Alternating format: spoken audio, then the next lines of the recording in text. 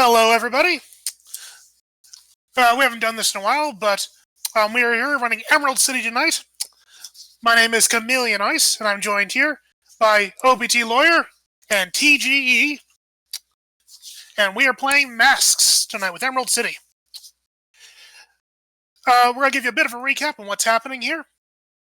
First and foremost, our two main characters that we have here is we have OPT, who is our doomed, named Jacob, and TGE, he's our Janus, named Henry.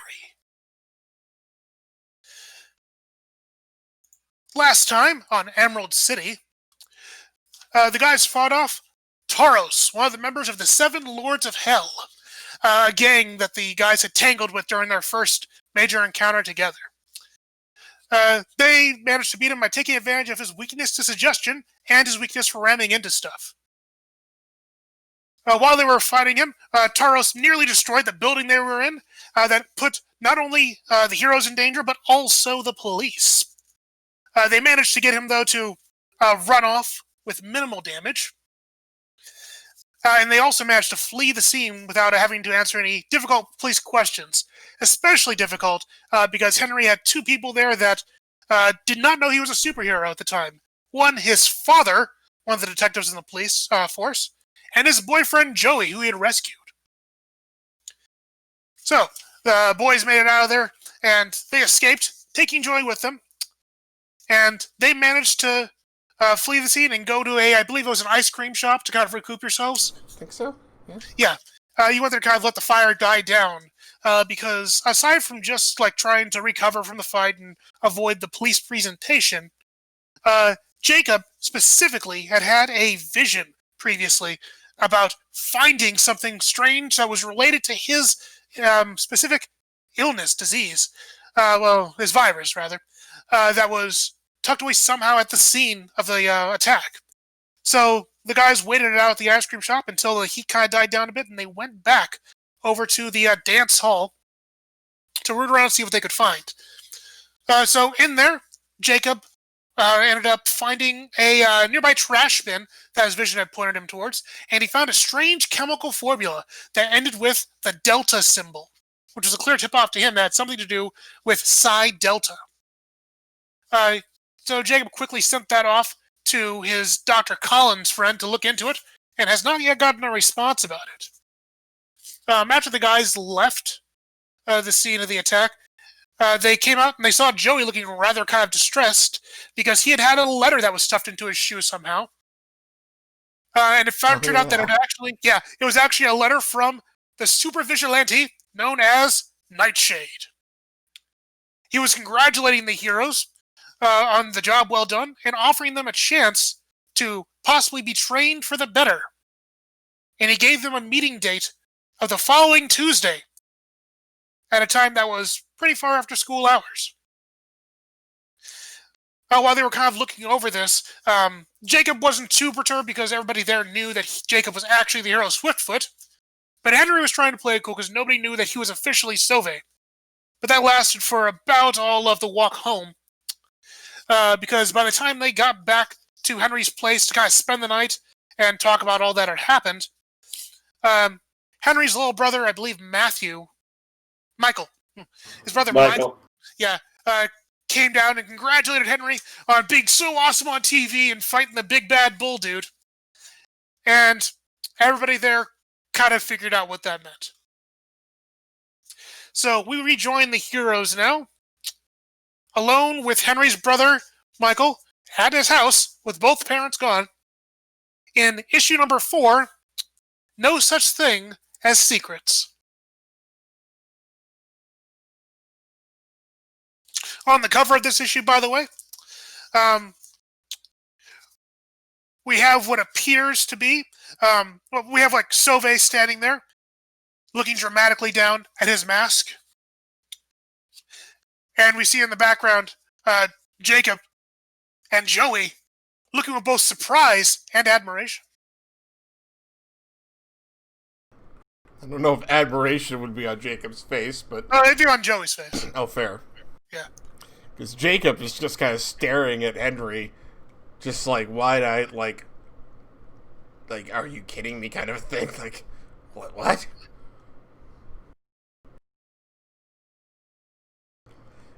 And Joey's also got to be like, is that true? Henry, of course it's true, right?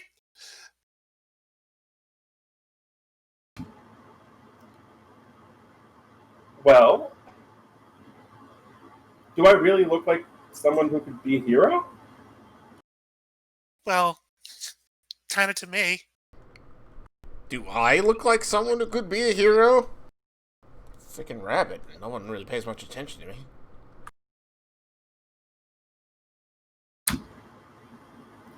He looks over at Joey first. You're just making up for the fact that you thought you were staring at somebody else's butt.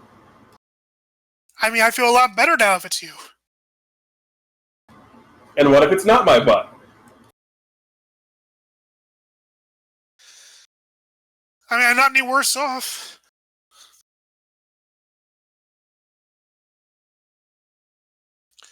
Michael, by the way, is like kind of rocking back and forth on his feet, kind of looking between Henry and the guys, and just like trying to keep his mouth shut. You all still don't believe me, do you? It's not that I don't believe you, it's that I'm... And he just kind of looks away for a bit and just... He's kind of, like... He's been thrown for a loop, if you will.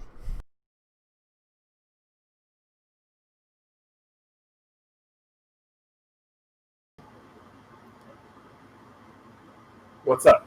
What's the matter? Just, I do what I do because I don't want to put people I know in danger. And now I find out that I've been fighting alongside you this whole time.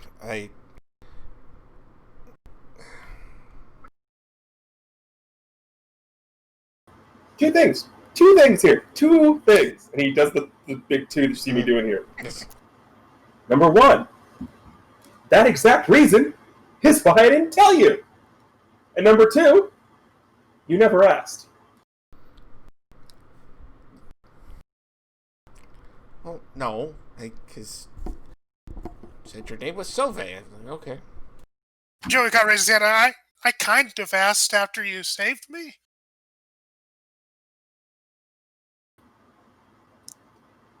Yes. The difference between that and that is at the time, we weren't in a spot where it was good to say anything. Okay, that is true. That's fair. Not sure if you noticed, my dad was there. Oh, that's right. That's the real reason I don't tell a lot of people. I mean, that does make sense. Geez, your dad would kill you if he found out. No, he would try, but... And then Henry goes incorporeal, goes, bullets don't shoot ghosts. So, what happened? Like, how... You're not actually a ghost then, right? Poke. It goes right through. Ooh. So, now just to mess, Joey does it again, and to mess with him, Henry goes solid, so his fingers stop. Oh gosh. Oh. I'm sorry. Go incorporeal again. I've been wanting to do that this entire time. Jacob, you immediately see Jacob put his hand in his head and goes, you know, the things you guys could do with that I don't want to even think about.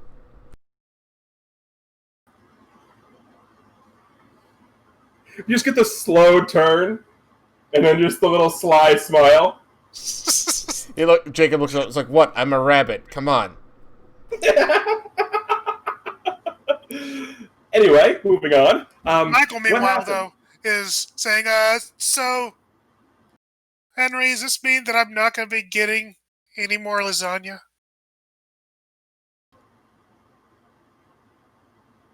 I still work at the restaurant.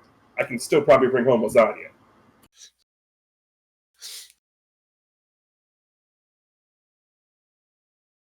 But no, now you don't have to hide the secret now, at least. I do from Mom and Dad. Well, yeah, yes. Like they said, if Dad finds out, he will do everything to kill me. He'll probably find a way to poison some ecto cooler or something. Dad would freak. Yeah, he would. So, he freaked out when he got to the thing, and we were just part of the wrecking ball. that's true. Can you imagine if he knew I was the one who directed traffic and got the? And one of his closer friends is, in fact, also helping and apparently encouraging him to do so. Yeah, that wouldn't go over. Go over very well now. So, Henry, what happened? Like, how did you get your powers then? I don't really know for sure. I can speculate. So, remember last year when we all went on vacation down to New Orleans? Yeah. Mm-hmm. So, Dad and I and Michael were at a museum, and on display were a bunch of voodoo artifacts. Well, apparently there was this group of people, I think they called themselves the Crew, who were trying to steal them because apparently they are magical and powerful. Yeah. They did this while I was off at the bathroom. So as I'm walking back, no. It's relevant because if I hadn't been in the bathroom, this wouldn't have happened. Right. As I'm walking back is when they decide to do their thing, and something happens, and they cause this staff or rod or whatever. Something happened. It went kaboom. And when I woke up, I was half in the floor and half out of the floor. Oh. And yeah. They just left you there? That's kind of rude, really. I mean, there was a statue collapsed in front of me, so no one could really see. I mean, although I'm pretty sure the people on the floor below were a little freaked out. I would think so. The other thing about this is, I don't know why, but ever since this happened, and he pulls off his shirt to reveal the spandex, and then unzips the spandex, and it's just like, I'm jacked. Yeah, you are. And there's just like it's not like full six pack, but it's nice and it's toned and right. Is it you can shape your body how you want to? Maybe. No, definitely not. Because if I could shape my body, you think there wouldn't be an 8-pack here? Fair. Joey's actually kind of like feeling it like kind of lightly. It's like I always thought you just worked out really well. I will say, breathable spandex is a lifesaver.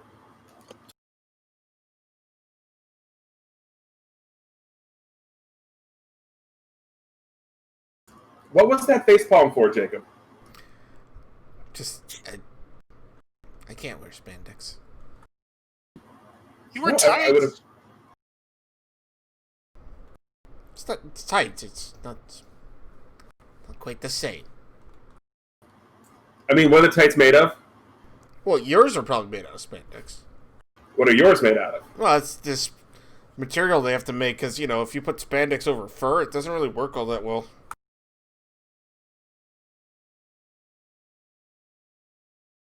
I mean, yes. I can't really make things skin tight without doing something no one would ever want to do to an animal. Oh no, that'd be. Oh no! Yeah, no. See, exactly. So Yeah. No. Different material. Yeah. Fair enough.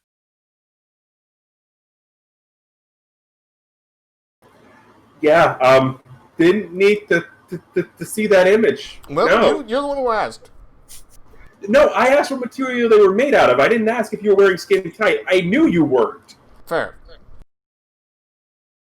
One, because I've seen you in the outfit. Yeah. Oh. So, when did this, how long have you been doing this, then? How long have you heard rumors about mysterious happenings in the city where it seems like there were poltergeists around? I mean, a while. It has been a while. There you go, then. I mean, I was doing it for a little bit before I ran into you, or you technically ran into me, but that's another story. Joey's eyes kind of light up. Oh, wait! So, if you really are Sauve, and you're still Swiftfoot, that means that, like, that whole superhero letter thing, you can both talk about it now. You can make plans and... Oh, am I kind of like a sidekick now?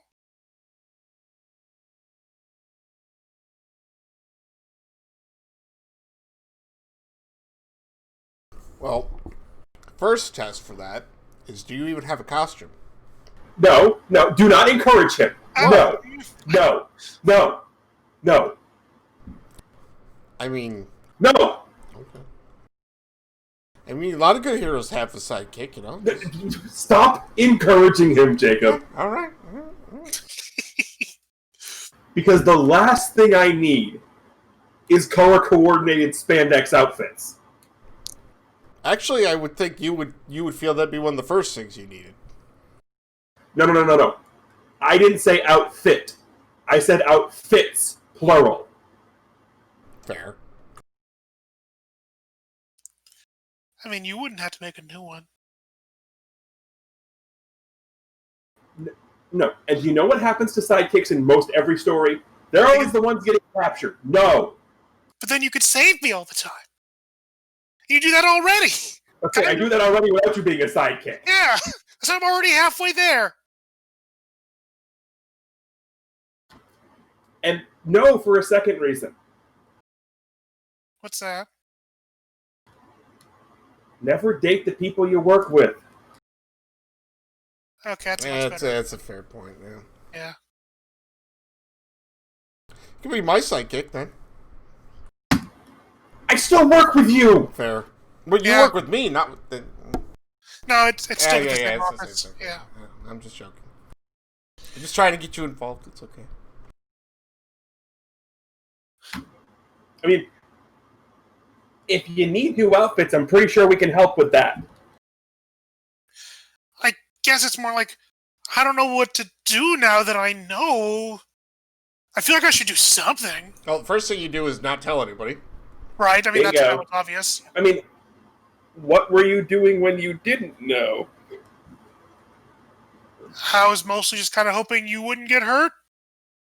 And then kind of getting excited when I saw Sauve and Swiftfoot going into battle.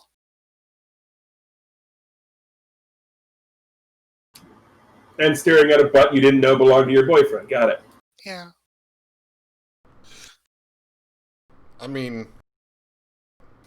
Can you really blame him, though? It's a superhero butt. See? I can't blame him at all, trust me. Like, I know for a fact multiple people have stared at my backside in spandex. It's skin-tight purple spandex. Yeah, it stands out.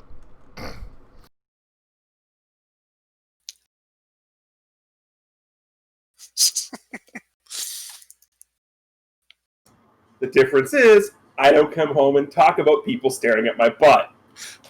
Right. Alright, it's gonna be a lot harder now knowing that, like, it's absolutely you being in danger. And not just some superhero, fantasy guy. Oh, Henry, one thing, though. I don't know if you've ever done this, but I'm just going to tell you right now. Don't image search your superhero name online. Why? You just don't want to know. Okay, first of all, if I'm just Google searching the name, it's going to take a while to get to what you're talking about because my name is the Haitian word for savior. No, I know. Name, city, superhero. Just trust me on this one. Don't. Michael kind of speaks up. Henry, what's he talking about? I'm going to assume people are writing bad articles and drawing bad pictures. Most of the pictures. That explains your comment from earlier. Yes. I think I'm too young for this conversation. I gotta make popcorn. Let's say, Michael, you want to go like pick a movie out or something? Yay, movie! Changing conversation. Bye. So Michael runs off to find a movie that's fun to watch. He looks at Jacob. Why are you Googling me? Actually, I'm just assuming because I actually tried Googling me. And Ooh, never Google yourself. yeah. You should. He looks over at Joey. I'm assuming you've also Googled me.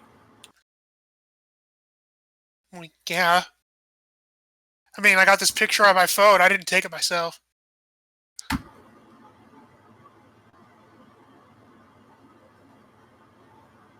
That's such the wrong side for them to take a picture of me, though.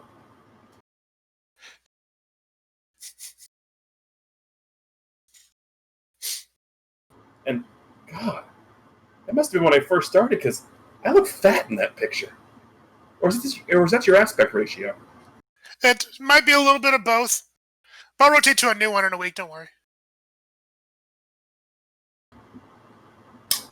That's creepy. No, it's a website. It's SoVaySoGood.com. It's,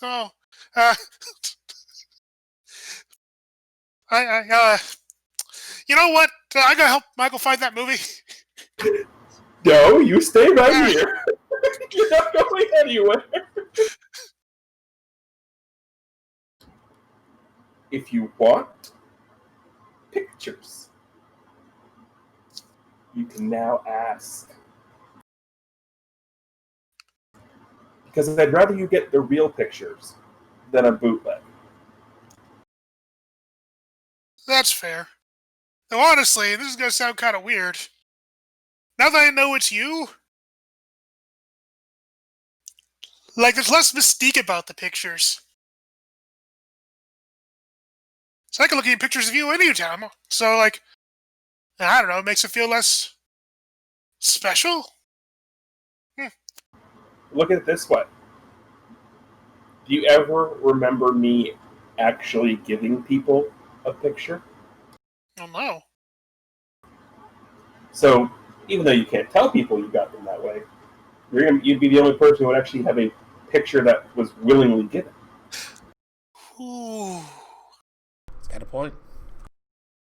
I'll have to remember that. But, if y'all don't mind, as great as breathable spandex is, it's still spandex, so I'm going to go change out of it. Yeah, I'm gonna probably change out of our clothes for this, too. Yeah. Not that he looks and, like, there's just holes in the tux and everything. It's like, yeah, I don't think this is fixable. Probably There's rubble isn't. on it. I'm gonna change back into my own clothes too. I think I left them here. You did. Yeah. Thank you.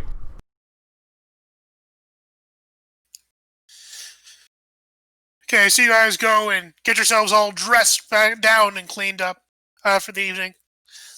And when you guys settle down to watch the movie together for the night that Michael picked out, don't know why my mind's here, but he definitely picked Shrek 2. Okay. I just want to point out that Henry comes out and he's in just a pair of generic pajama pants, but the T-shirt he's wearing is made even funnier now that you all know he is Sauvé.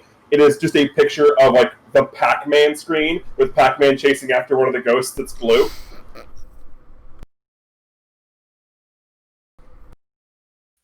Yeah, now it's just fitting. Yes.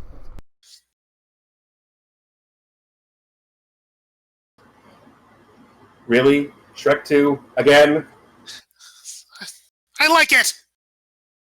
I know, but is there not another movie in this house? There's Shrek 3. Gosh, no, that movie's awful! So that's why we watch Shrek 2. I mean, Shrek 2 has one good part. No, there's multiple. I'm sorry, the best part of Shrek 2 is using Pinocchio as a descent rope and then using his nose to cross the gap. I mean, yeah, it was pretty awesome. It's a wooden doll in a thong.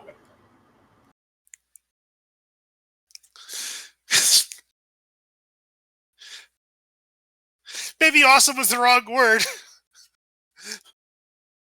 But it was a very memorable part. Yes. Yes. You don't want to see that? No, I do not want to see a wooden doll wearing a pink thong. Fine. Out of character, I apparently need to see these movies. You've never seen Shrek 2? I've never seen Shrek anything. Oh, you definitely need to. And I'm not lying, by the way. That's an actual scene from the movie. Oh, yeah, it is. Yeah. He goes, I have a crazy idea. Hmm. This is an older movie. I saw it once. I know it's around here somewhere. Give me a second. Goes and rummages through and comes back. And this is how old this movie is. He brings it out on VHS. Oh, wow. Because they still have the combo VHS DVD player. Oh, yeah, they would. And he doesn't show anyone what the movie is, just puts it in the VHS player. And then goes, and we get the whole screen, and then it's the Page Master. Wow. Oh, I love that movie. Gosh, it's bringing back some memories. Ouch. I know, right? Like, I remember the commercials on the VHS for that movie. Like, the ones that were on the VHS tape, I remember the commercials. Ah. Yep.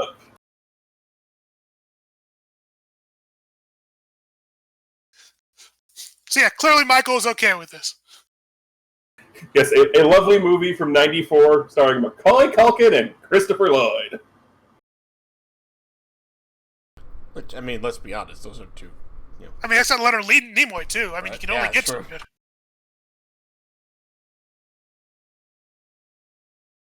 I mean, and let's also talk about the other two voices in there, Patrick Stewart and Whoopi Goldberg. Yes! My gosh. We had weird movies back then. That movie was so good. It was good, but it was weird.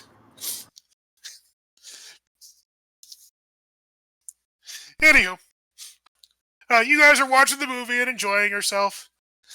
And Joy's probably seen this movie once or twice before. But you still can't help but ask, it's like, why are the books talking again? Magic. Oh, okay.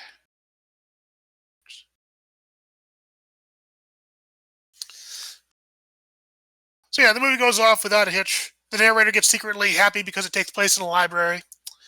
And might have been part of the reason I picked it. And as the movie nears its end, and Michael has clearly fallen asleep because he has passed out by this point, Henry, your parents come home. And it's pretty late. Your father's the first to walk in there, and he looks haggard as heck. But he also looks happy to see you kind of resting at home. So he has got this smile on his face as he kind of keeps his voice somewhat low, saying, "Oh, good to see you kids are home safe and sound." So Jacob's probably laying on a sofa, just kind of almost half asleep as they come in. He looks up like, "Oh, thank you." Shoot, Henry, what's your last name again? Lamonte. Right. Lamonte. Thank you, Mr. Lamonte.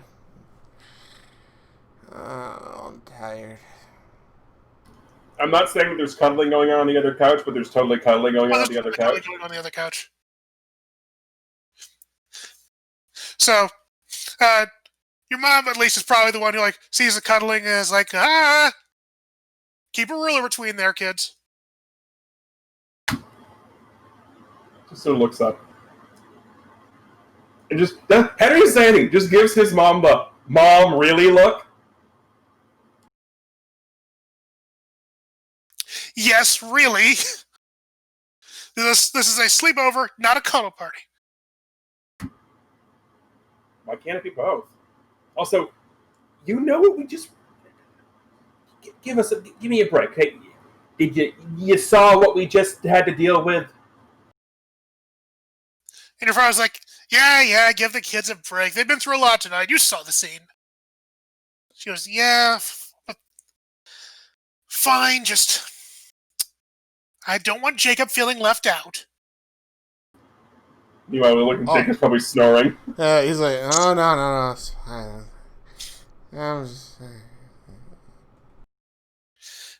Anyway, you boys don't stay up too late. I know you don't have school tomorrow, but you had a lot of stuff going on tonight, and I just want to make sure you're sleeping well. Don't stay up too late. We will, Mom. Good. Now I'm gonna go up, and Mom's gonna collapse into bed because she had a really rough media night. So your mom slumps off. Worse than normal? Vigilante, young superheroes, a raging bull that was not caught, to desecrate a dance hall? Yes, worse than normal. They didn't catch the bull? No, he got away.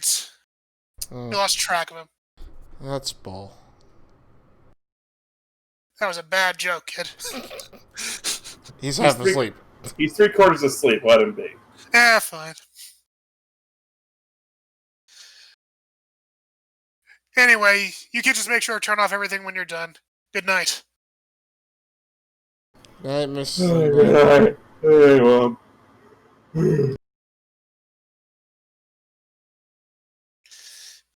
Your parents slump off to bed. Oh, before actually they go to bed, your mom actually calls down. And make sure to put Michael in bed, dear.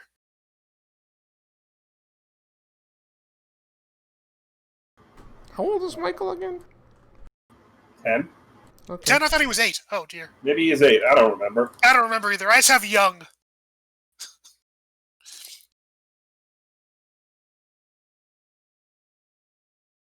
Anyway.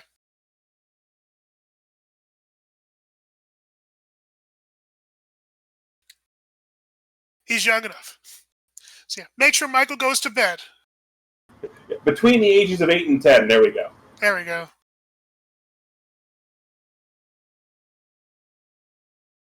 Yeah, with that, then your parents go to sleep. As Michael is draped over a chair arm or something.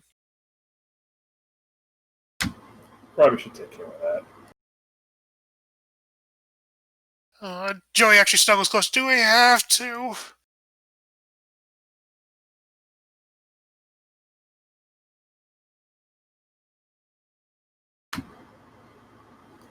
Well, I would ask Jacob to do it, but he's snoring. All right. So Joey relents, and how do you take Michael up to bed? Do you wake him up? Do you? I don't know if he's light enough to be carried. Probably not, but usually he's strong. I'm a Janus. He's light enough to be carried. Oh yeah, that's right. Yes, he is light enough to be carried. I'm a damn Janus. Yeah, I'll be honest. That is one thing I always forgot playing as Alex. Is like, oh right, I'm supposed to actually be like stupid strong. Super right? strong. Yeah. Notice when you were playing as Alex, I didn't ask you, can you make a roll for doing things like that? I just let you do it. Yeah, it's true. So that means you lift Michael no problem and can take him up to bed. Yep.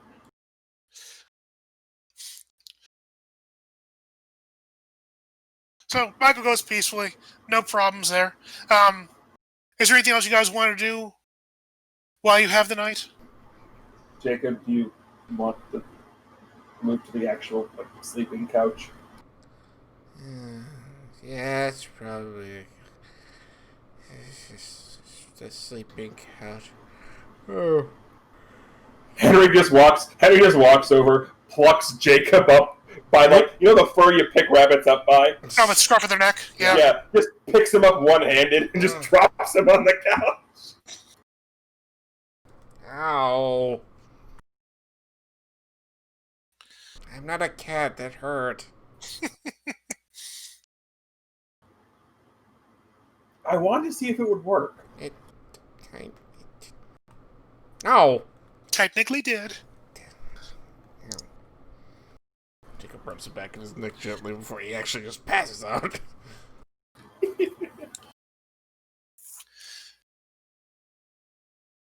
And so, if there's nothing else there, then Yep. Henry We should go to bed too. Huh? Yeah. join us. Yes. Good night, Henry. I mean, Yes. No. Oh, parents. Mhm. They're upstairs. I don't care. Okay, fine. Good night, Henry. I'll make a name up for you later. I mean, he looks and goes, there's an obvious one if you haven't gone there already.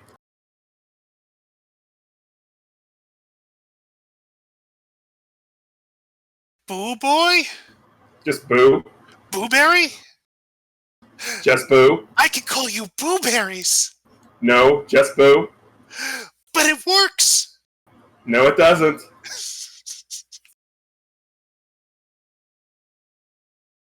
I won't answer to that. Not even once? No. But it's just us? No. All right. Good night, Boo.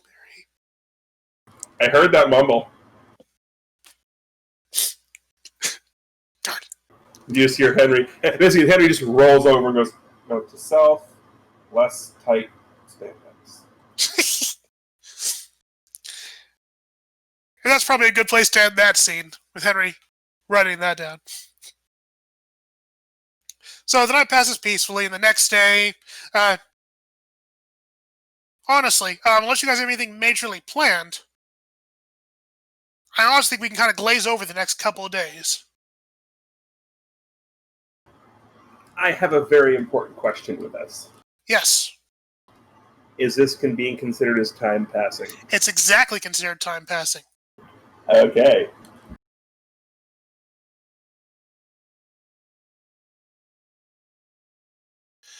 So, time definitely does pass here, but major question. You guys have that letter from Nightshade about meeting on Tuesday night. Do you guys intend to follow through on that? I believe the answer to that depends entirely on the results of my next roll. Okay. So we actually pull up. Actually, don't have that tab open. All right, when time passes, roll to see how you're managing your obligations. On a hit, things are going pretty well. You have an opportunity or advantage thanks to one of your obligations.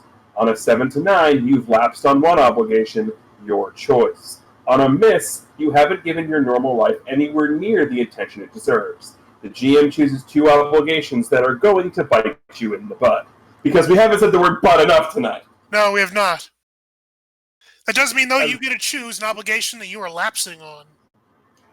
Well, considering he... I think this one's obvious. He had Friday night off, and considering everything that happened, he kind of called out over the weekend because bull attack. Yeah. So, the job. Okay. I mean, that's the only one that makes sense right now. Makes sense, yeah. So, you basically called in for work, probably on one of the nights you had to work over the weekend. Yeah, because Henry was like, I'm still recovering from being attacked by a bull. And he's not lying. There's actual video of that happening. All the same, you get the impression that Mr. Samedi is rather disappointed in that. He gives you one of those, I thought you were my best. I can always rely on you, Henry. Yeah, but he gives you the night off because he's not going to force you. That last one is okay. But there is a bit of a trick to it, though. He does let you have that night off to recover. But he says only if you work on Tuesday night, the Tuesday night shift.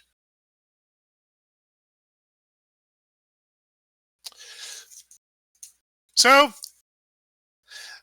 as time passes, and does anything else happen when time passes, by the way? I've actually never done it for a session here. when time passes, when time passes moves trigger, Mhm. and thematically speaking, the team pool reverts back to what? Oh, that's not too bad. I just love how there's a stack of Mr. Saturns. They're just sitting down there waiting. So the rest of the weekend passes smoothly enough, aside from that small hiccup for our friend Henry. And Jacob, it's not until late on Monday when you actually get a return of information from Dr. Collins.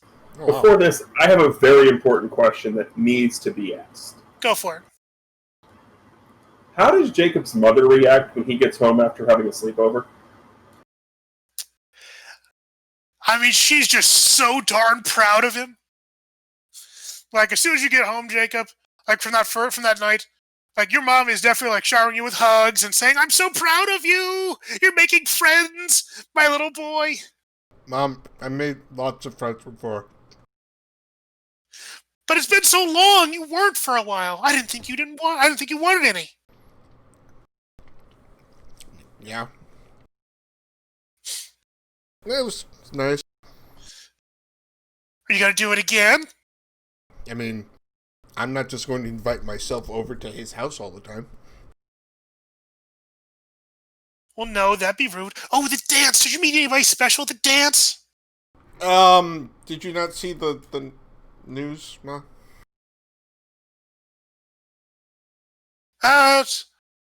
Well,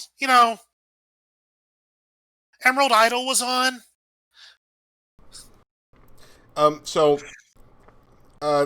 The police got called at one point. Dance got attacked by a bull.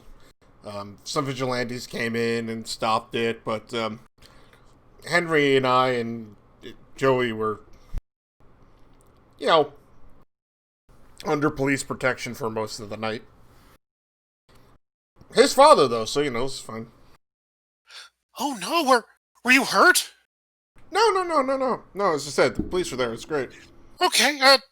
Did you get scared, honey? No. It was shocking. I wouldn't say scared. Well, that's good. I'm glad you weren't hurt, but you didn't answer my question. Did you happen to meet a nice girl while you were there? No, I didn't get the chance. That's what I'm trying to say. Oh, not even while you were in custody? I wasn't in custody. Oh, protective custody. Okay, fair point. Yeah. I mean, I saw Penelope. And? Just seeing some other rabbit I don't know. Oh, honey. That's fine. No, I know she gives you one of those tight hugs and rubs your head. It's like, I know it's hard. You'll find another one. It's fine. It's fine. I'll be fine. I know you will, honey. Just don't let that stop you from fishing out there, okay? There's lots of carrots in the patch.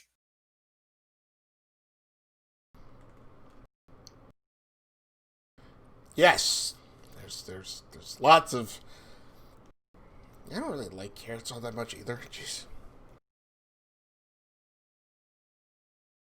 Well, as long as you like them enough. Right. It doesn't take much. Right, when I met your father, I thought, and she goes on for a tangent talking about like their first date. Yeah. You've heard a million times. Mm-hmm.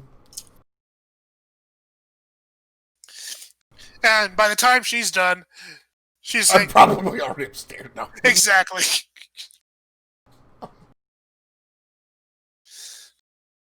So, yeah. She's used to you leaving her during conversations about that, so that's fine. But yeah, it's not until Monday night where you get a return response from Dr. Collins about the formula. What kind of response? Like, I mean, is it text, voice, call? You call me? It's a text. Okay. It's a text that's saying something like about saying, "Where did you find this? How did you get it?"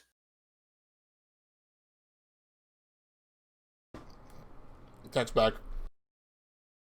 Trash can at the dance? It was just inside. He says, "Do you know what this is?" Looks like a formula. Other than that, not really. Had the Delta thing on it. Kind of made me made me think it was important. He texts you back with simply the message, "We need to talk about this." He text back, did you want to call me or do you want me to show up there?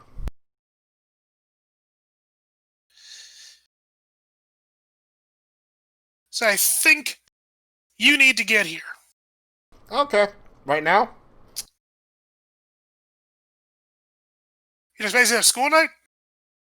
It's Monday. So. It's Monday. I don't know what... You said Monday night. I don't know, like, when Monday night.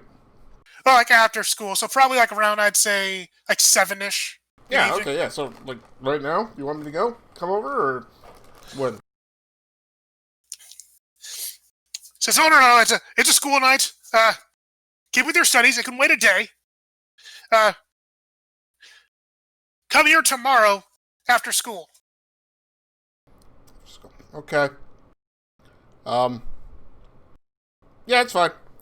I think I had something planned Tuesday, but I don't know if we're gonna do it or not. But yeah, I'll be there after school. It shouldn't take too long. And by the way, the time that Nightshade gave you a note, since it took me a while to actually like figure out time this, is actually going to be 8 p.m. Oh yeah, yeah, plenty of time. Plenty of time, especially for Mr. Speedy Gun Rabbit here. So you agree to meet with him then? Oh, of course, yeah. Great. Like Dr. Collins, like one of the few people he trusts immensely at the moment. Indeed. So he says, "Great, see you then," and you don't hear anything more from him for the rest of the evening. So Tuesday comes, and you guys go through school with not really a hitch. Not sure how hard you have time you might have concentrating, considering what you have going on. But as you guys are nearing the end of the day, and by the way, like Henry, the classes that you and Joey have been having together, it's clearly very difficult for Joey to focus sometimes, because you can see he kind of has that like wiggle of excitement, where it's kind of like he's thinking about stuff, doodling little pictures. I'm assuming they're me in different colored spandex. Yes. And like doing different superhero poses. Woo. But otherwise, the day ends smoothly enough. And it is Tuesday after school. Henry, you have an obligation. I do. And Jacob, you have a meeting. So, first, I'm curious, Henry, how are you going to handle your obligation for tonight? Gonna look over at Jacob and go, "Are you planning on going?"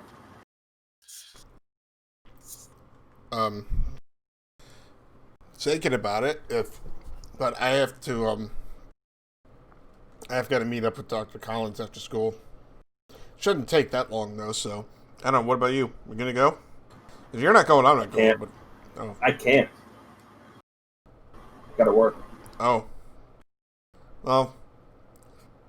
Would you have gone, though? Maybe I'll just go and let him know that something came up with him. Maybe. Yeah, I mean, I would have probably gone just to see what the pitch was. Yeah. I don't know if I would have agreed to anything, but... Maybe I'll go check it out. Joey kind of nudges you. Henry. I could go in your place. No. I could record it. No. Okay. He looks over at Joey. Look. Just because of the conversation we had Friday night doesn't mean anything should change. It just shouldn't. The only thing that's going to change is I don't have to come up with BS excuses as to why I have to run off now. Okay. And then he looks, and by the way, I will never do any of those poses. Oh. I'm not sure that was even possible. I saw it on a Dragon Ball Z cartoon. It's got to be possible. He looks, oh, yeah, it is. Hold on. And Henry like contorts his arm. I'm double jointed. There you go. Oh, well, that's cheating. He's a man of many talents. What Henry doesn't tell you is that double jointed is him just making that one arm, the bones in that one arm go ethereal. Right, yeah. Or using your powers. Yeah, absolutely. I honestly think Jacob kind of figures it's something like that. Not that he And knows Joey exactly does what, too. but yeah, he's just like, yep, whatever. But because it's just the bones, no one can Right. tell. Right, yeah, Right. exactly. But So none of your everyone- That's what I mean. He figures it's something, but he doesn't know what. He's just like, okay. So, wait, does that mean like you can like unlock doors by just reaching through them? Yes. So you're basically like every single D&D player's like best friend then. No. Because I don't play a rogue. Fair. Oh. I mean, Jacob, look at me. What do you think I play in D&D? A bard, clearly. You I was damn gonna say- right I do. Sorcerer. The bard works. I don't need to play a sorcerer. You're damn right I'm the bard. I'm the bard. Don't quit your day job. Actually, it's more of a night job. Yeah. He's got a point.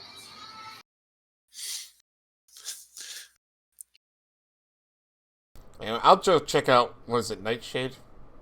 Yeah. I'll go check out what he wants if I have the time. I don't know how long this thing with Dr. Collins is going to go, but he's got some information about that formula thing we found, so... Alright. Well, when you do check it out, Joey says, just keep us posted, okay? Oh, yeah, of course. I mean, he should be fine. He's a superhero. Well, But I he's a mean- vigilante, but... Yeah, but so are you. Yeah. Just saying that, you know, can't necessarily be trusted, but I think Nightshade's pretty good, so... Oh yeah, he's always helping people. Yeah, so... I'm interested to see what he's got, but... So I'm not really sure I want to be, like, under his tutelage or whatever. We'll see. Well, I got run off anyway. So So do good I. luck, you guys. So do I, as a matter of as Jacob's actually, like, actively stretching his legs at that moment. He's literally got to run off. I gotta actually run off right about now. Alrighty, so Joey leaves you as we have Henry getting ready for work. So Jacob, you're making a journey over to Dr. Collins? Yep, he's running for the half hour it takes him to get there. Okay.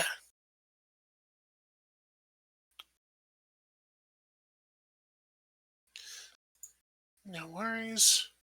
Wanted to check something real quick. Wait, no, not that. There it is. Okay. Okay, so you've run all the way over to Dr. Collins to get inside your secret, cool underground base in the more or less wastelands outside of the city. Yep.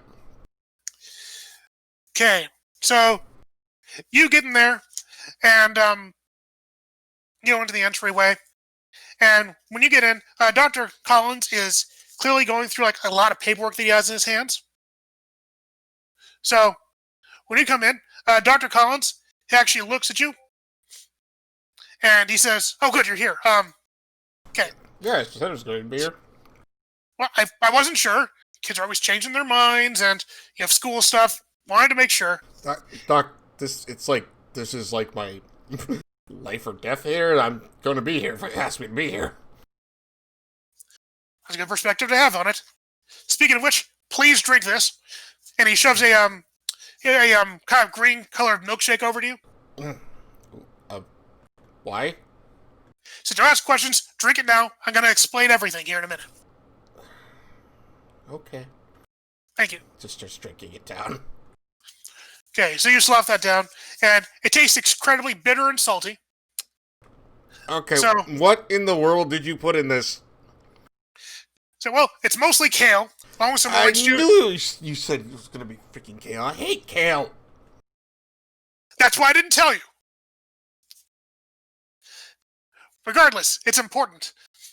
One, because of the virus.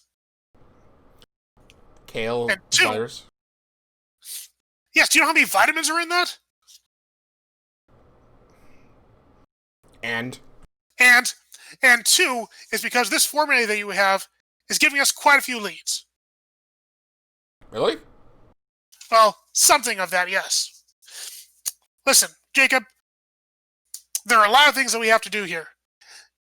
And first and foremost, I want you to make sure that you're taking care of your body. And I am serious on that. What I'm discovering here is that we need to make sure that your body is fighting as hard as we are on the outside here. So I don't want you taking any chances. Okay, what kind of chances you mean? As in, put as much vitamins into your body as you can. Vitamins A, C, D, whatever else you got. Okay, so get a multivitamin. Got it. Good. And two, this formula that you have right here, he holds up one of the papers. Mhm. We need to discuss exactly where and how you got this, because this is direct writing from, did we name the corporation that made your virus? No. Okay. We'll just call it that's one called Gentech. Whatever. This is a direct formula from Gentech, as in where your virus was made. Oh. So that's why I need to know how and where you got this. I said I found it inside of a garbage can at the dance. Okay, garbage can. I think we talked about this, but my head's a little bit fuzzy.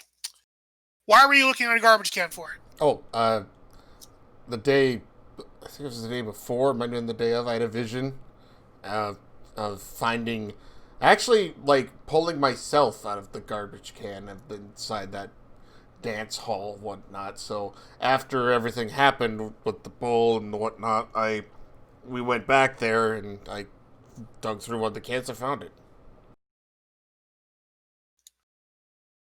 Okay, so you basically led yourself to this. Yeah, it was a vision. It was one of the visions I've been having. It was weird. It was very specific, though. I don't even know why, like how anything would have known it was going to be there, but I guess it was very important. Oh, that's what I want to ask you. If this vision is what triggered you finding this, then we need to figure out how to make more of those. So, anything you remember about before, like you had that vision, what you ate, who you talked to, like what your thoughts were before you went to bed, like anything at all that you can keep track of when you're having these visions, we need to find it, we need to catalog it, we need to repeat it. Oh, okay. Yeah, I guess I didn't really put a lot of thought into it.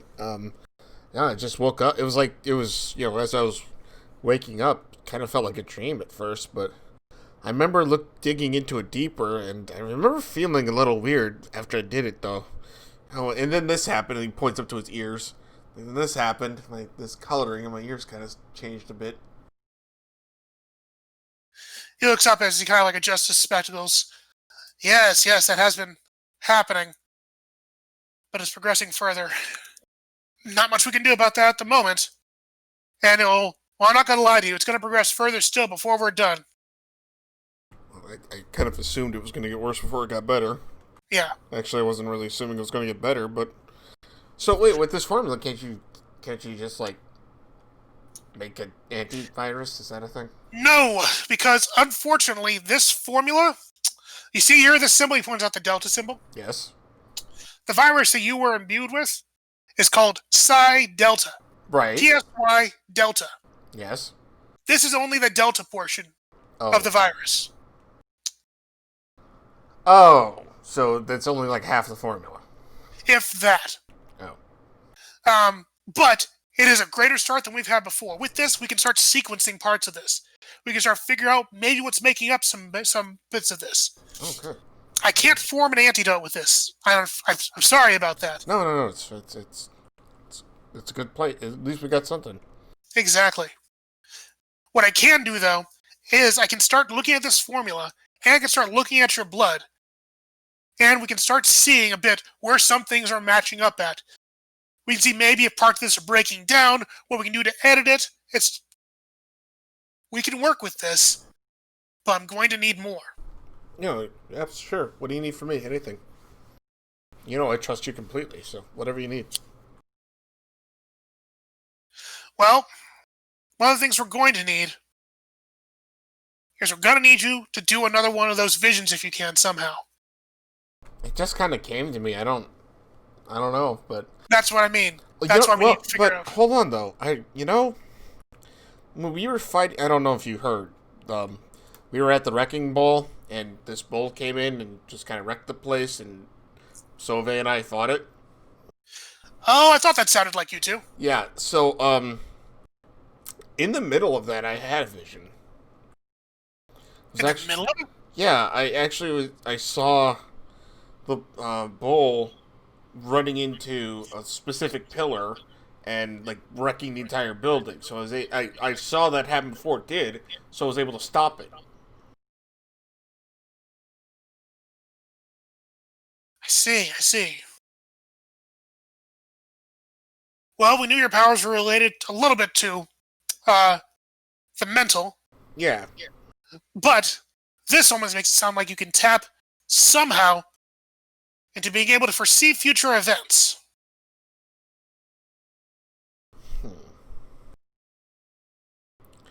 Yeah. I mean, I don't even know what made me think I could do it. I remember standing there thinking about, the visions I had before, whatnot, and just kind of reached inside to try to get that out, and then that happened.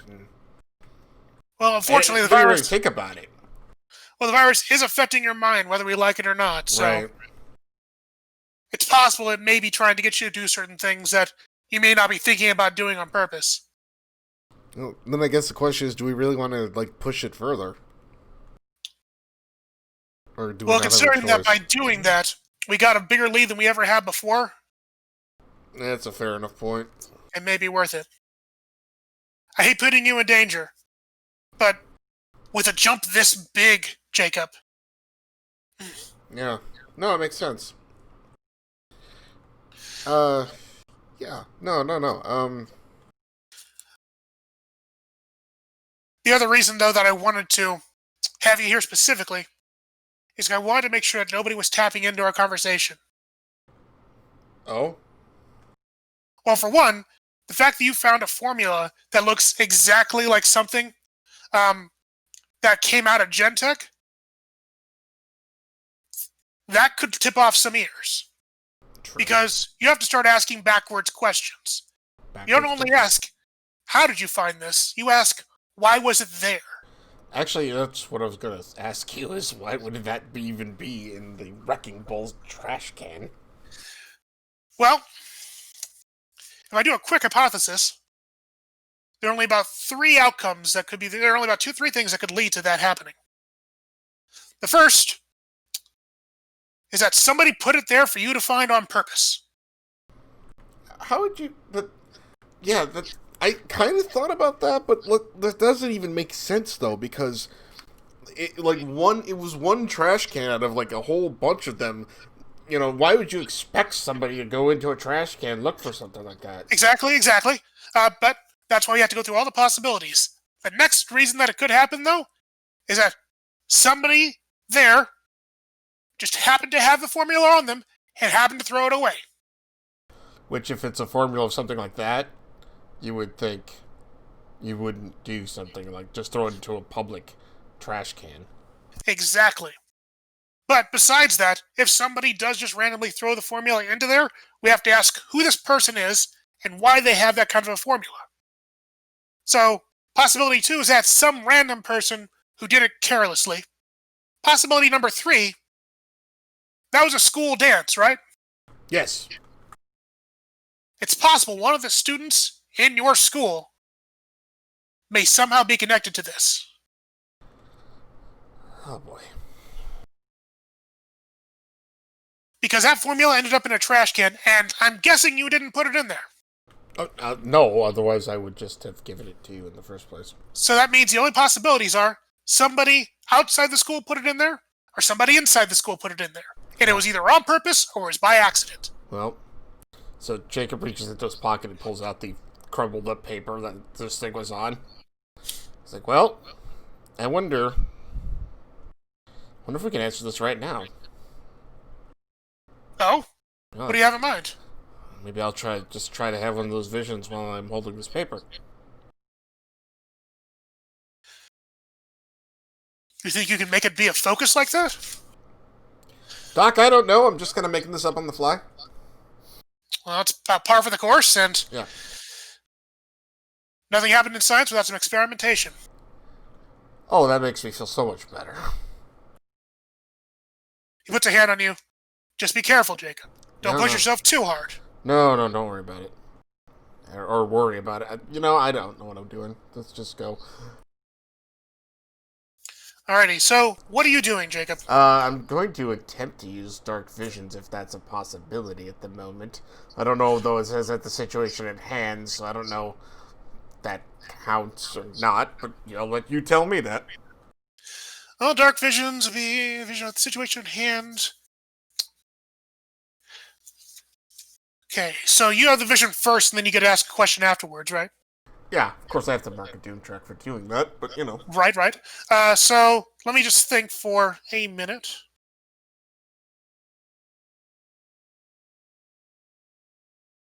Okay. Yeah. You definitely can do that. Alright. So what Jacob's gonna do is he's gonna, sit down on one of those, examination table things, not those padded tables that you always sit on. And he's gonna sit down on that, and he's gonna hold the paper in his hand, and he's gonna just kind of close his eyes and try to coax a vision out of him somehow. He's gonna try to remember how it felt like when he was getting into school, kind of a thing. Okay. So, you're having a vision about the situation at hand. Jacob, when you try to focus in and make yourself see this vision on purpose, it's a bit of a struggle at first because you're trying to manually induce it compared to it just happening. But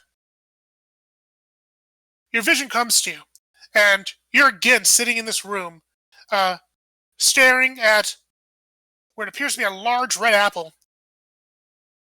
This time on a pedestal that has a pillow on top of it, looking very decorative. And as you move towards this apple and gaze into it, you see what appears to be a large red flowing river. And this river has turbulent, heavy waves that keep rolling one after the other. And out of this river comes a large hand. And this large hand makes a fist. And the fist crashes down against the river. But the waters of the river don't give. And when that doesn't happen, the fist opens its hand. And inside of that hand are the letters PSY and the delta symbol. And they are tumbling off of the hand into the waters. And before they can reach the waters, a shadow swallows them up.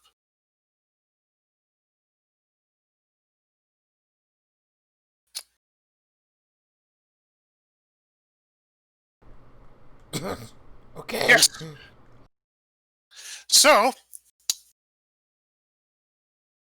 that was a vision.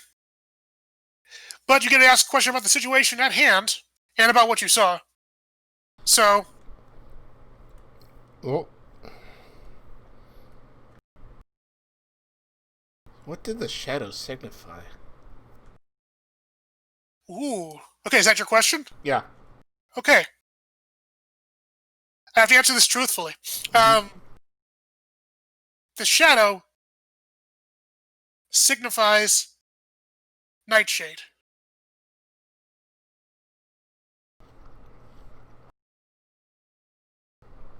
So, Jacob's eyes kind of pop open as he realizes this.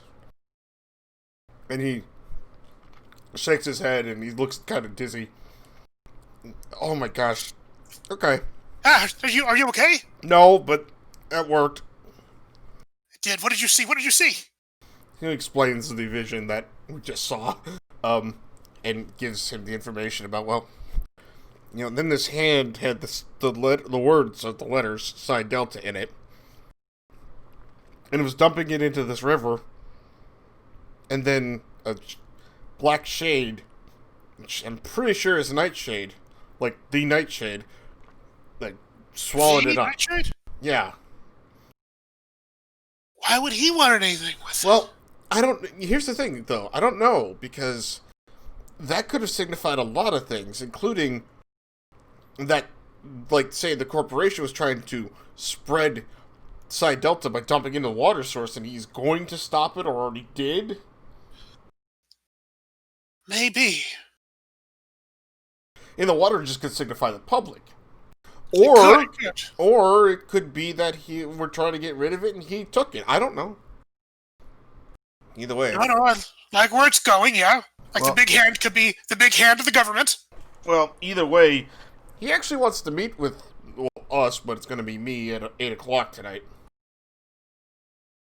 Us being you and your friend. Sylvie, but he's at work. But this sounds like it'd be extremely important to you. Yes, that's why I'm thinking about going. Well, yes, but I'm surprised you don't want to get your friend out of there. I mean, he's at work. What am I supposed to do? That's a fair question. I just a little surprised. Because when it came to like meeting with me and talking about this, for you, as you said, it's life or death. I didn't. Hell or high water. I didn't have a job to go to. Well, yes, but It's my life anyway. It's not his. yeah. True. It's true. Not gonna stop you. I just was curious, honestly. Well, probably gonna call on the way there. Well, whatever you do, be careful.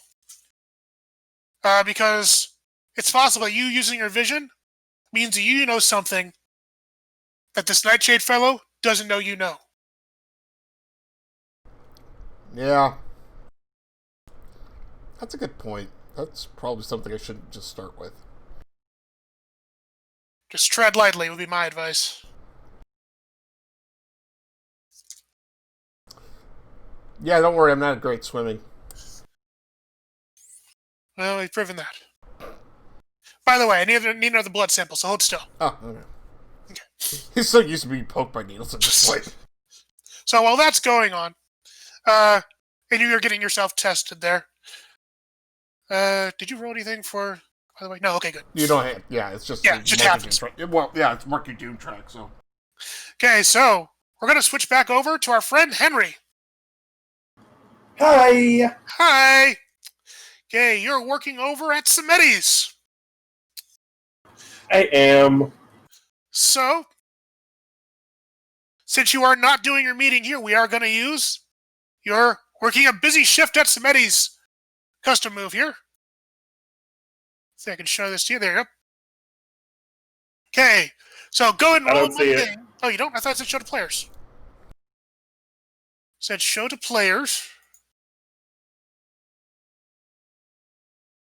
Did it come up? Nope. How about now?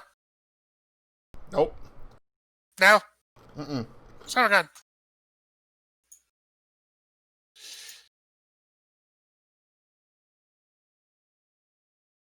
Is that really not good? Oh, well, whatever. Roll your Hey, Monday. roll my name, you said. Yes. We'll figure out what's going on with it later. Okay, full hit. So, on hit, you have successful night. On a 10 plus, choose 2. You impress yourself, which is clear a condition, or mark potential as you describe your awesome night. Somebody you know from your daily life is there. Note, not Marco Samedi. Explain who is there and how you impress them and take +1 forward against them. In other words, you impress your boss, take +1 forward against Marco Samedi, and don't get used to it. Or you pick up the word around town as you listen to customers gab. You may ask the GM one question about current events or people living in the city. Okay, well, we're going to choose the bookends. I'm going to impress myself, mark potential, and we're going to hear the latest rumors. Alrighty. So, the gab you hear from the city, obviously, is people talking about what happened with Taro storming the Wrecking Ball.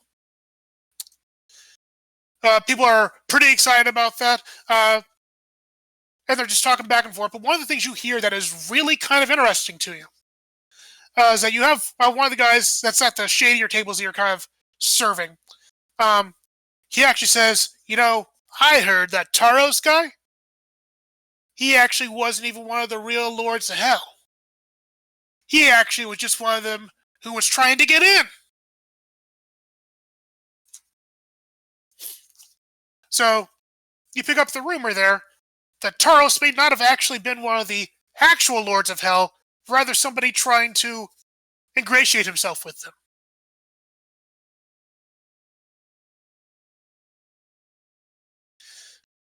And I get a question about the people living in the city, right? Yeah, you gotta ask one question. Okay. Now, this is just me being a self-indulgent twit here. That's fine. Everybody loves Sove. Well, that's the question I want to ask is, what is the overall public opinion about Swiftfoot and Sove? The public opinion actually is actually probably less than impressed. For one, they were excited about all the commotion that went on, but it became very public knowledge that the bad guy got away, that the police got involved, and that the place was wrecked. So, to a lot of the public, it looks like you guys didn't do anything.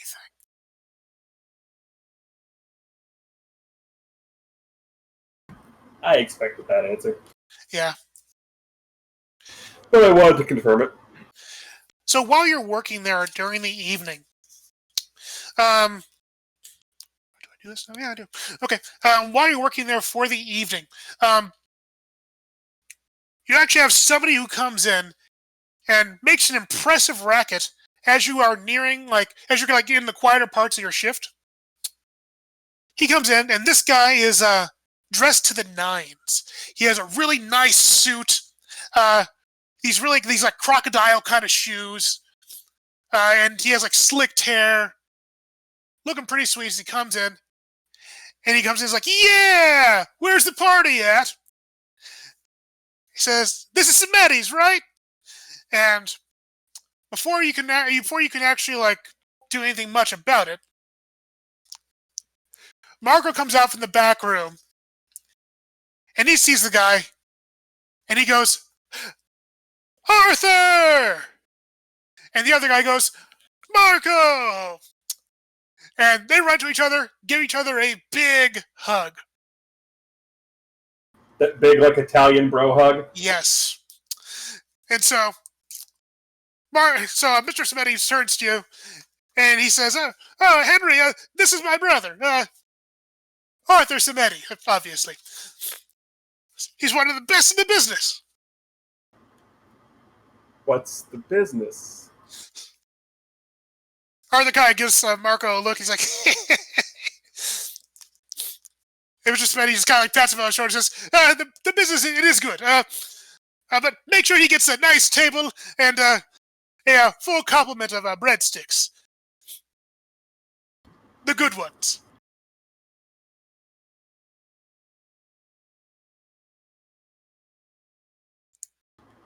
Right this way? And so Arthur kind of thanks you. And he actually gives his brother a little bit of a weird look. But he'll let you take him over to a nice table, I'm assuming. I mean, yeah. For as nice as a table as there can be in a Crowded little Italian restaurant. Crowded little Italian restaurant. So you seat him, you serve him, etc. He gets just like his water and his breadsticks. And as he gets himself set down and settled, Marco comes over and he actually pats you on the shoulder.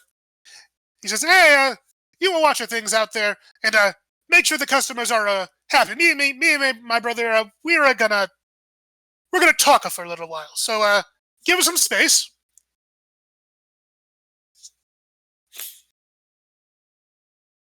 And so he shuffles you off to have a nice secret conversation with his brother.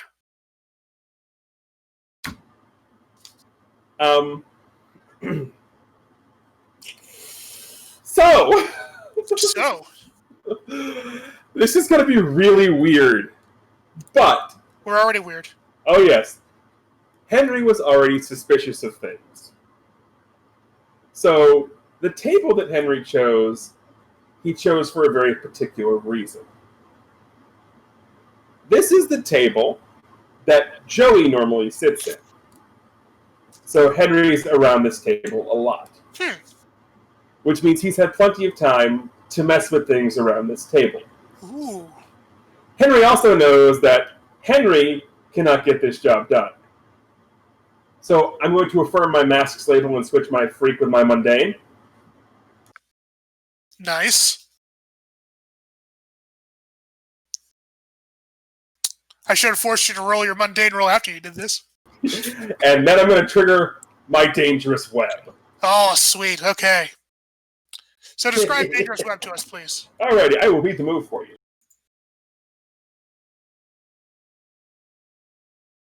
When you reveal a trap you've left for someone using your powers, roll plus your mask's label. On a hit, your opponent trips into it and you get an opening or opportunity against them. On a 10 plus, take +1 to pursuing it. On a miss, the trap inadvertently leads to a dangerous escalation. Interesting. Okay, so roll that mask label. Ooh. I am going to spend team selfishly. How? So, it's very simple here. I'm on my own. And I'm on my own because this should have been the night where I was going to this meeting with Jacob to talk to Nightshade. But because I decided that it was more important to call into work, now I'm being selfish, abandoning him, going to that, and I'm here at work doing something that is incredibly stupid because I decided I wanted to call in sick. Ooh. Right. It's the Genesis eternal struggle. I like it. And I'm going to shift my freak up and my superior down. Nice. Okay, so that means on a hit, your opponent trips into it. Okay, so Basically, the trap is... What are you doing anyway? Like, what is the trap? Oh, the trap is basically... Because it's where Joey tends to sit a lot, he tends to leave his stuff there. So Henry's backpack is underneath the table. And when he went and sat the brother down, he ghosted into his backpack and turned on the cell phone recorder. Nice. Good move. So the trap is just he knows the conversation. Good no trap. And they're not aware of it. So you record this, but I'll at least say it as if it's happening in real time, because, you know. So you get this recording of these two guys talking. But upon listening to the recording, you'll probably be a little bit surprised because you're not quite sure you can hear Marco Samedi's voice. You hear this Arthur guy's voice, but the other guy's voice who's talking doesn't sound quite like your boss as you know him. Basically, you realize that Marco has been faking his Italian accent. Oh my gosh. So these two guys talk back and forth, and they seem to talk about mundane things like, "Hey, how's mom?" Like, "Oh, she's doing good." It's like, "How's the business?" "Business is good. Making lots of money, of course. Selling lots of cars." Of course. That's what he is. So he looks the part. He looks the but then Marco actually asks a very pertinent question. He's like, and then, how's the other business? It's like, the one with the cape. And Arthur responds to him saying, "Oh, yeah. Well, I mean, that's one of the things I wanted to talk to you about. You see, it's going well, but he's not as agreeable as he should be. So we're thinking about throwing one of them ritzy dinners for him. And, make him see how important he is. Sweeten the pot a little bit. And think gonna have your place. Do the, what's it called? Catering. Catering, thank you. My brain was not working. Do the catering. So, what do you think?" And you hear, like, a clasp that's clearly like somebody smacking somebody's shoulder, like, nice and proud. Saying, "Brother,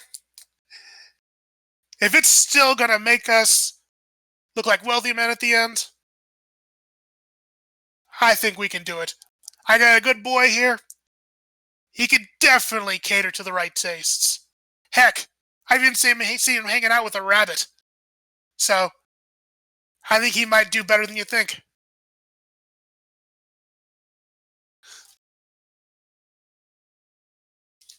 So we're going to comic panel cut to Henry and obviously Joey listening to this conversation. And Henry just looking up and goes, Huh. Did I just get sold? I think you did. And I'm not sure, how I just got sold. Is that just because I'm actually good at my job, or is this like a human trafficking ring? What is this? Well, he clearly likes the job you do. I mean, I don't think that my boy thing is a euphemism, is it? He's called me that for a while, but just the way he phrased that. Yeah. I mean, I think the only. I hope Jacob had better luck at his meeting than I had at work tonight. Yeah. That's a segue. That's a segue. Panel hits. So, Jacob, are you going to this meeting, clandestine one with Mr. Nightshade? Well, yeah, he's going, but he's going as Swiftfoot? Swiftfoot, yeah. Okay. So, we cut panels, and we we switch over to a scene of Jacob looking down over a dark alleyway. One that's shrouded in shadow, where clearly there's been a broken street light for some time that nobody's bothered to fix.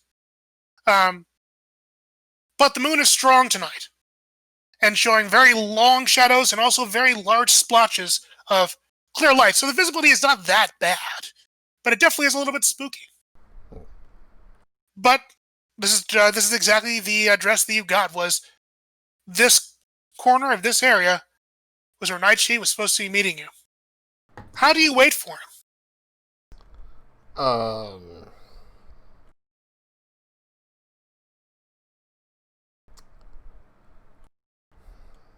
Probably in one of those places that's covered in shadows, so that the public doesn't necessarily can't see him just by walking by, but also in a place that's not completely hidden, so that somebody like Nightshade would be able to find him pretty quickly.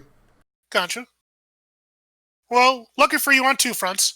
One, it's not a very heavily trafficked area. It's actually pretty empty in terms of pedestrians. So you feel pretty safe about not being seen. On the second part, there is plenty of shade for you to hide in, so you can definitely do that. Do you hide on the ground, in the alleyway, on top of the roof, In the alleyway is fine. If that's where the meeting is supposed to be, then he would be in the alleyway. Okay. So, you're hiding in the alleyway, and you're waiting for the proper time, and as if he's set an alarm, when that 8 o'clock hits, you hear a voice above you. So you came. Of course they did. Good. Means you've got guts.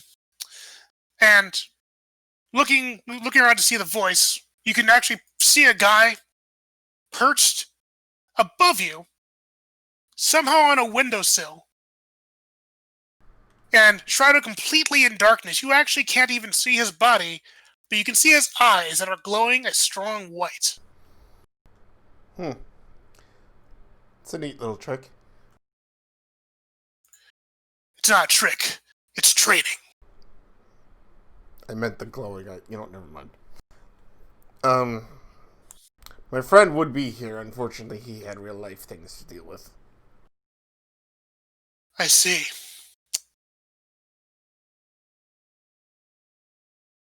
But are you giving up anything to be here tonight? Not really. I'm just talking with a friend of mine about some things, but no, we were done. So yeah, just my time at this point, but I was just gonna waste it playing video games online anyway. Video games. I saw you doing heroic work yesterday. Not yesterday, on Friday. It was good stuff. Thanks. I tried. But the guy got away, apparently, and really most of the building was destroyed, so honestly, It was. I'm not really sure if we really helped much. The building was destroyed, but the city was saved. I mean, I don't know if the city was in danger in the first place, just for that building. I mean the members of the city. Oh. Yes, all the people. People, yes. Citizens. They're the Got it. city. Yes. The Fair. city is more than just buildings. Yes. But no, what you did was really good hero work. But it was sloppy. Untrained. I want to offer something to you. Mm-hmm. And Jake or Swiftfoot has that tone of like, oh yeah, okay, what do you want to offer me? Like in that kind of thing. Right. Like he's willing to sit there and listen, but he's also like very jaded about saying like, oh great, What's your name, kid? Swiftfoot. Swiftfoot. Sounds like a Care Bear. Listen, your abilities are strong, and your character is stronger. I've seen what you can do, and I want you to know that you are above what you think you are. You're a hero, but you can be more. How do you be more than a hero? Well, your hero's kind of where you want to be. First thing is he's actually shifting your labels. Oh. And what he's doing is he's shifting your savior up and your mundane down. Okay, so I'm rejecting that. Wait, no, it's 3. Never mind. I thought I was at topped out on Savior. So Savior up, mundane down. You say? Indeed.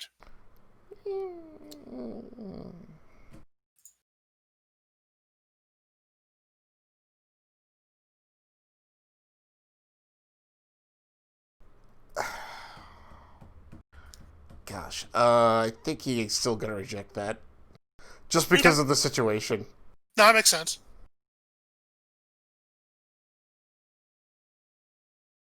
Nice. Okay, so when you roll to reject, you get to choose one option. And what is that gonna be? Trying to see the influence thing here. Yeah, I'm thinking about it.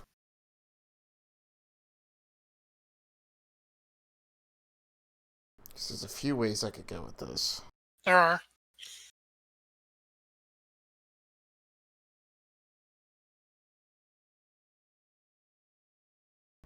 I'm gonna cancel his influence and take +1 forward against him. Interesting. I'll make a note of that.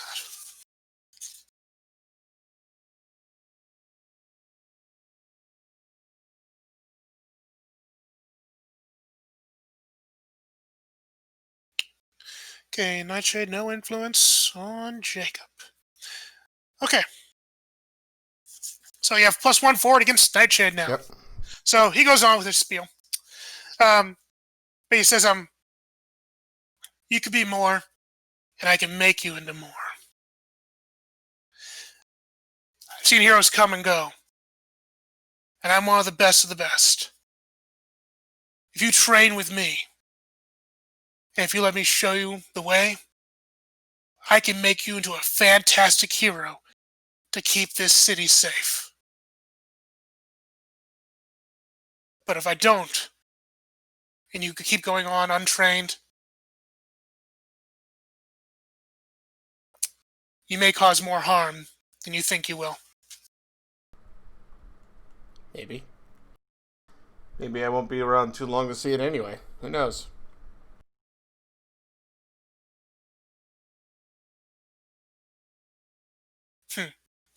What do you mean by that? Well, things happen. You know. I've got my own mysteries I'm dealing with. I see. Well, it's not for me to pry into your mundane identity. Actually, has more to do with this identity than my mundane one. Go on. It's not much to tell, really, but I wasn't born with these powers. You gained them. Well, I'm not sure gained is the word I would use, but yes. He narrows his eyes. So they were forced upon you then. Yeah, you could say that. Do you want revenge? No, I just want to live. Well, I can help. Wait, what? You want to... Well, yes, of course you want to live. No, as in, like, these powers are killing me. I see.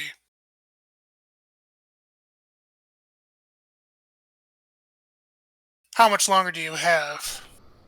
Don't know. Probably a while, though. Doesn't feel like anything big right now. Well, with the time that you have left, do you want to make the most of it then? With me? I want to find a cure. I'm not just giving up. Good. That means you have resolve.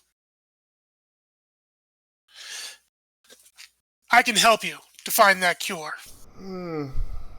Something tells me you can, but for the time being, it's not a decision I just want to make, just off the cuff, if you will. Besides, my friend is not here, and he would also want to be a part of this decision. He holds up a hand, and he says, just because I offer to train and help both of you, does not mean that ultimately I have to help both of you. I can help you if you'll take it. I mean, your letter was addressed to both of us, I think. It was. And I'm still very curious about both of you. Right. But that doesn't mean that both of you are maybe cut out to be heroes. I think he's probably much more cut out for it than I am anyway. Well, that's what we can determine. And what we can fix. As I said, I think you should meet him first before you make that decision. Well, how about this? I'll work with you tonight. No strings attached. No deals to be made. What do you mean work with me tonight? Even though it's midnight, like out in terms of lighting. I thought it was actually 8 o'clock. It's 8 o'clock. It's suddenly midnight now. Even though it's like so dark out though because of the lighting, you can see what almost seems like a shadowy grin appear on his face. And he says, "Crime never sleeps." And pierce the mask on him. Alrighty. Pierce that mask. You have +1 forward against him if you want to use it.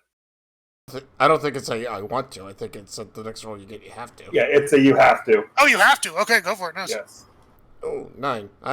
There's no team left to spend selfishly, so I spent it first. yes, you did. So I will. Alrighty. You will. If I get one question from that. Yeah, one question. Either piercing the mask, right? Yeah. Yeah, yeah. It was what are you really planning? Yeah. What do you want me to do? What do you intend to do? What are you really planning? I'm glad you asked, because I wrote that down. Okay. What he's really planning is he wants to protect the city above all else. You can get that from the way he's talking. And you actually can pick something up in his voice where you get the impression this guy ultimately wants to create a heroic legacy. So, Swiftfoot kind of gives a bit of a sigh out loud, like loudly, and just kind of gives us, look, I still think you should also meet Sylvain and together, because the two of us together are great, but I am willing to see what you have in mind for tonight, but I want to warn you that I don't really want to be something that you just levitate yourself off of to propel yourself up to, the paragon of the city. Okay. His eyes widen at that. You can see them because they're nice and bright white now. And they kind of narrow. As he just kind of like grunts and says, "Deal."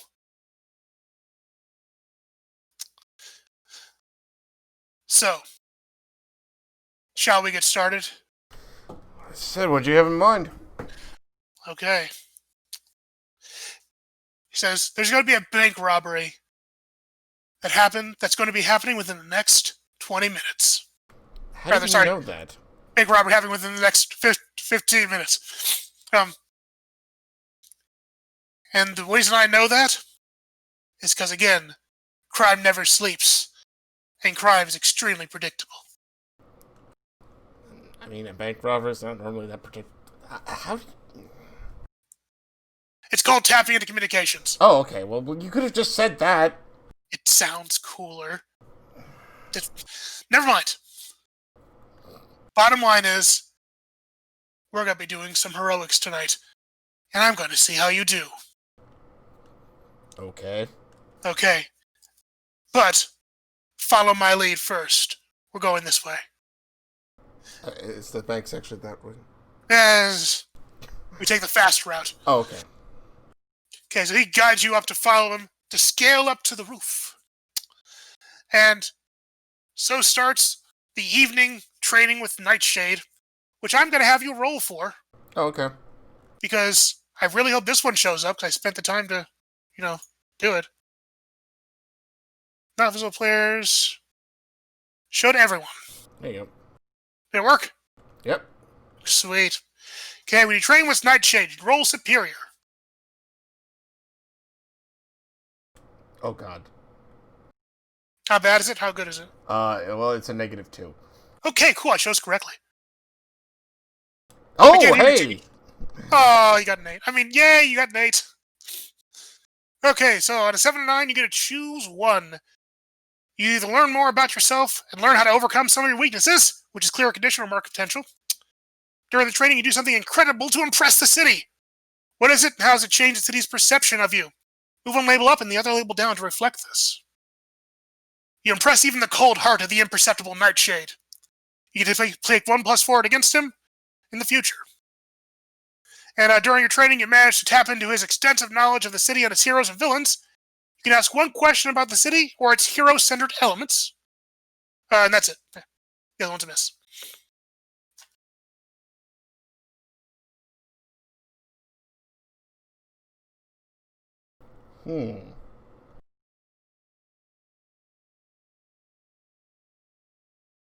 I am gonna mark potential. Okay. So, Nightshade leads you off to the second national bank over in Emerald City because the first one got robbed. Right. Isn't that how we started this adventure? Yes. Yes, it was. Yeah. Moving on to the next bank. You lead you up to the bank. There's like 6 of them, and they always get robbed sequentially. It rotates. And there is indeed a bank robbery that goes down. It's not as bad as that first one you encountered, but there are definitely some guys there doing the whole classic stick-up, like going in there with guns and masks and bags. And thanks to Nightshade's like foreknowledge of this incident getting ready to come, as soon as these guys like pull out their weapons and they make the bank go into a panic, and the money starts filling into their bags, he nudges you, saying, "You're on. What do you do to take down these villains?" Okay, so they're inside, like, gathering up all the money and whatnot. Correct. Okay, so,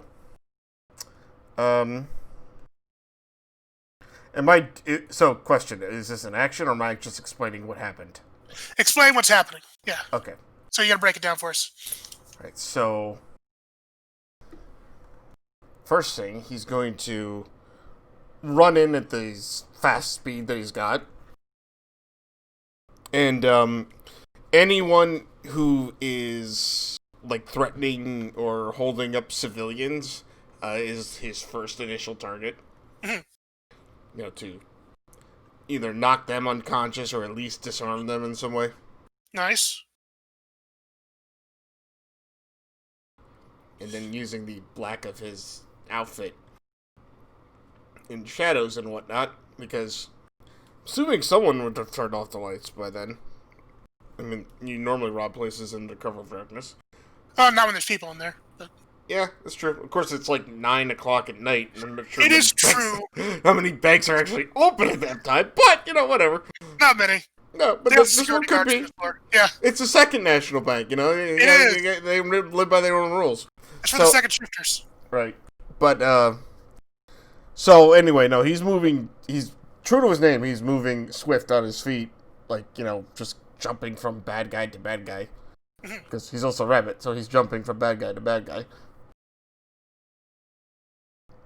Okay, just kind of like Mario aiming over their heads. Well, not just that per se, but, he's, as I said, he's taking out civilian threats first, and then, like, going after the ones taking the actual money. Okay, nice. So you take out the ones that are threats to civilians first, then go after the guys who are actually doing the robbing. So you disarm these guys without any trouble at all. These guys are definitely mooks in terms of like capabilities. So they're not really a danger to you when you take them down. And you manage to do so swiftly to your nature and cleanly, which is why like you realize your potential, etc. So as you're cleaning up with these guys, and you finish the last of the guys that's in the vault and try to get the money, you come out and you see there is one robber who managed to get back to his feet, and he actually has a pistol that is like pressed up against a security guard as he's holding him in his arms, saying, "Hey, stop! I'll do it, man! Like, you gotta get out of here, or I'll do it." So what do? You'll do what? You're going to shoot a security guard on camera with your face showing? Do you think that's a good idea? He's trying to provoke him to like let the guy go. He has a ski mask up. But Oh, okay. big robber. That's what he says it anyway, though. Sorry. No, but he still says it because he's like, Hey, you think that ski mask is going to help you at all? Because, face recognition technology and stuff. So what are you trying to provoke him to do? Trying to provoke him to basically just feel like, it's not worth it. Just drop the gun and run. No, just let the guard go and run. Which Okay. this is again superior, which is I don't know why I decided to do this, but that's This just is what I what did. feels right. Right. Yeah. So I'm going to probably feel horribly. Okay, go for it. Hey! Not bad. Okay, so on a 7 to 9, they can instead choose one. Let's see here. Yeah, they can instead choose one. They don't have to. They can. They don't. That's correct.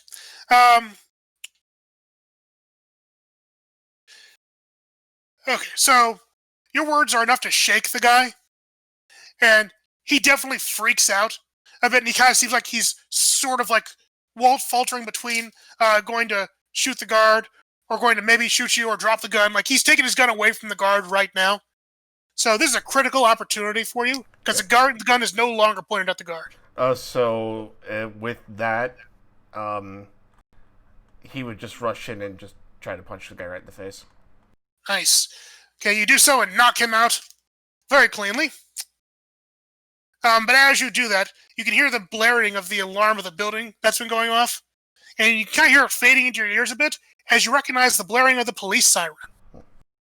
So after he's done that, he looks at the security guard and looks at looks at it, he's like, "Are you all right, sir?" Yeah, I'm fine. Thanks a lot, Swift. Yeah, no problem. Oh, you know me. Huh. Yeah, you've been on the news. Oh wow. That's weird. That's not actually never happened before. Anyway, can you handle him from here? I'm good. The police are actually coming, so I'm going to make my exit now. Oh, yeah, we got it, huh? Jeez. Handcuffs. Remember, he's just unconscious. Get handcuffs. We're security guards, man. We don't got handcuffs. What? He pulls out like one of those like zip tie things. Like here. Right. Don't worry, we got stuff we can use. But yeah, we'll do something. But no, just thanks for saving our lives, man. No problem. Be safe. And you might want to tell the Third National Bank that they're coming, because you know how this goes. They got their guys ready. It's right, fine. yeah. So with that, Swiftfoot would try to find a way to like jump, like basically one of those ways to get out of the building without like going through the doors. So like, jumping out a window or something. Yeah, you find a convenient skylight to escape out Yeah. of. Yeah. So you make your way out of there, and I'm guessing you leave from the bank. Oh yeah. Or do you stick around to watch? Okay. So had you left the bank and like things have calmed down a bit, you hear Nightshade from behind you, because of course he's behind you. And he says, "Good job. I knew you could do it. Thanks. And you protected that citizen, too. Oh, you saw that. I saw everything." He knew me. That was weird. That's what happens when you do good for the people in the city. They know you, they love you, they depend on you. But then the police don't. No, they don't. There are other corporations too. Yeah. And you can't trust them. No. I'm going to give you one piece of advice What's that? that I want you to hold on to. The people in this city are wonderful. Care for them, protect them, love them. But the city itself, the bones that make it up, they are the ones slowly killing this city. Don't trust them if you can help it. Question for you real quick. Before we part ways. Yes. What do you know about Gentek?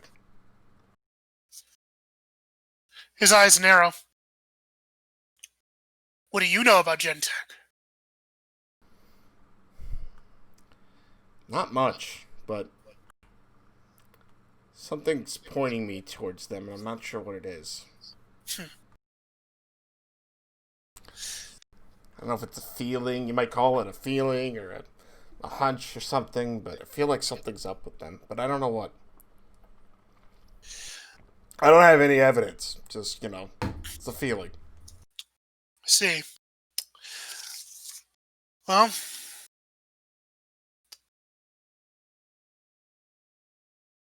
I can only tell you a little. First piece of advice is stay away, of course. Second is that Gentek, they own part of this city. An important part.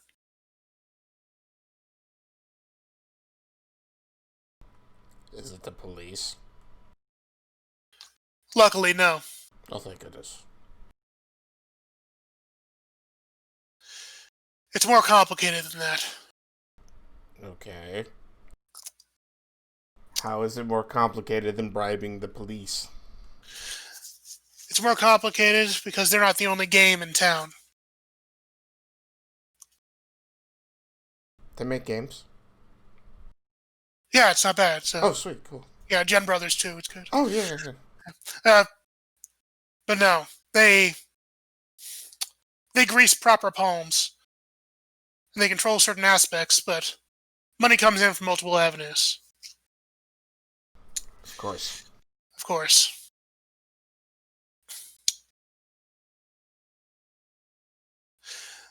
I wouldn't dig too deep into Gentek if I were you. You know, I mean, to have a choice. Well, just know that if you get too far into that rabbit hole,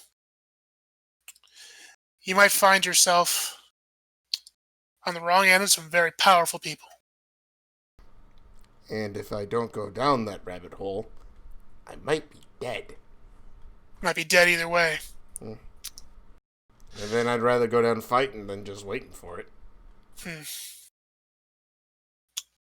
know, that actually, Swiftfoot actually just starts to walk off as he gives a bit of a wave. Like, thanks for the opportunity tonight. It was good. One more thing. Uh, When can you and your friend actually come back?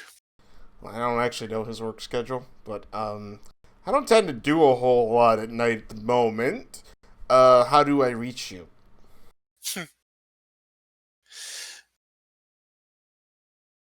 You have like a signal? I'm assuming you don't have a cell phone, or at least Yeah, I'm not gonna share a cell phone number with you, kid. No offense. I don't. But easy way to contact me. I'm gonna give you an address here. Okay. To this address, there's a flower garden. Oh. Yes. Underneath the specific pot in the flower garden, I can leave you a message. Okay.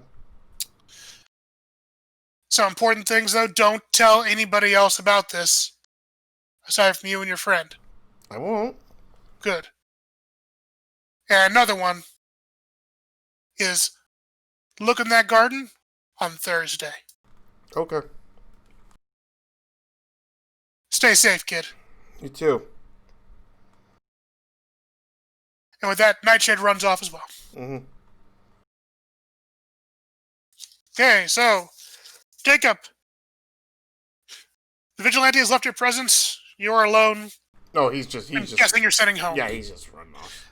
Okay, do you contact your buddy Henry at all? Oh, yeah. Absolutely. Okay. Like, after he gets out of the situation, changes clothes and whatnot, and, like, finds a place, changes out, and starts the casual jog home.